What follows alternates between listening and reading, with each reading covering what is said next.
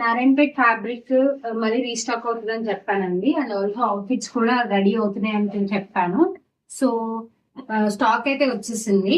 ఈసారి కొన్ని కొత్త కలర్స్ కూడా తెప్పిస్తామని చెప్పాను. So this is coffee brown colour.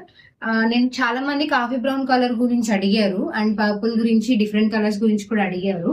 So అది నేను వీడియో పెడతానని చెప్పాను. సో వీడియో పెడుతున్నాను. కాఫీ బ్రౌన్ వచ్చింది.